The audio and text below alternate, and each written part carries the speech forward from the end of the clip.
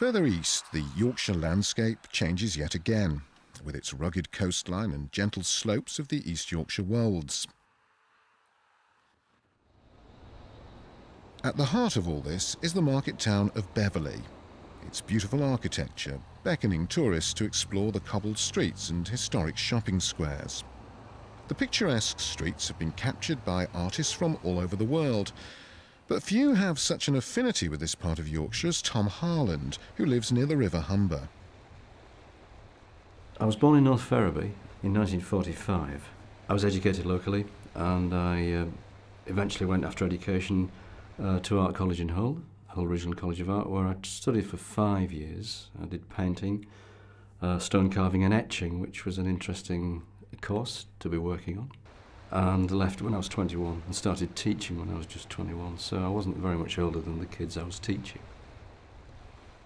I've always drawn, as long as I can remember. I've always been scribbling about on bits of paper. I guess when I went to school, people recognised this and thought, this guy can draw. I wasn't very good at doing anything else much, but practical things were my forte. I started painting professionally as soon as I finished teaching, which was in 1970. At the time, I really didn't know what I was going to do. I mean, I didn't have a job to go to. The first exhibition I ever mounted, I did in a shed at home, until eventually I ended up with where I am now, which is my gallery and studio in Low Street in North Ferriby. I've always felt a great affinity with Yorkshire. I'm Yorkshire born. I had relations all came from Yorkshire. I'm kind of steeped in Yorkshire tradition, really. I love the place, it's fantastic. I guess it's one of those counties that's got lots of different qualities. You can go from the flatlands of the East Riding, you can head up north into the North Riding, and you get wonderful coastal panoramas and seascapes between Scarborough and Whitby. Inland a bit further, you've got the North Yorkshire Moors and then the Yorkshire Dales. I mean, you've got everything, really. It's just got a lot to offer. One of the most recent paintings that I've done, which I did this Christmas, is called Periwinkle Paradise. And it's a painting of Whitby looking up the coast from Saltic Bay. And this is a terrific bit of coastline, flat shale bed. You get half an inch or two of water, and it just looks fabulous because you get fantastic reflections. And then you get lots and lots of periwinkles that just poke out through the water. And this is what inspired me to do this painting. You can actually see the extensions at Whitby and the lighthouses, and it's something that you don't often see except from that part of the world. South of Whitby we find Robin Hood's Bay, again one of my favourite haunts. I did a painting called Above the Rooftops, Robin Hood's Bay, and this is very typical, I guess, of that part of the world. The red roofs, chimney pots, Ravenscow beyond. It's a view that I took from, I think it was the car park, or it could well have been the Victoria Hotel. But that view is splendid, it's fantastic, it's one that everybody knows, I guess.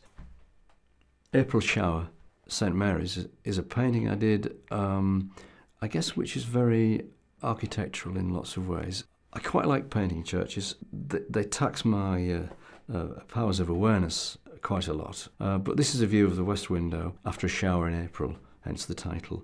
It's very reflective in the foreground. We've got the afternoon sunlight on the west window. Fantastic carving and tracery in that window, and I wanted to try to recreate that. I think this painting typifies that particular viewpoint quite well.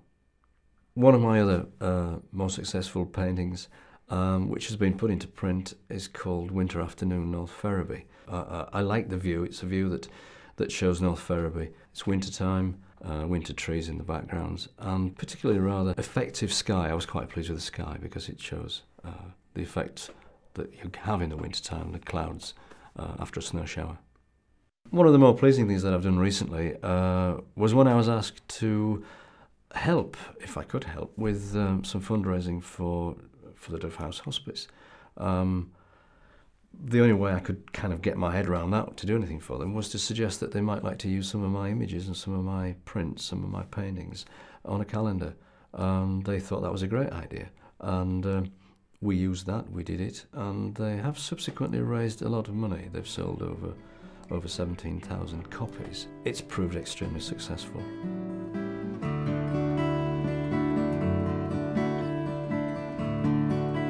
I live by the side of the River Humber, and the Humber has always been a great inspiration for me. It's there, I see it every day. I mean, I walk from home to work every day, via the river and back again, and it's changing moods all the time. It's very, very, very inspiring.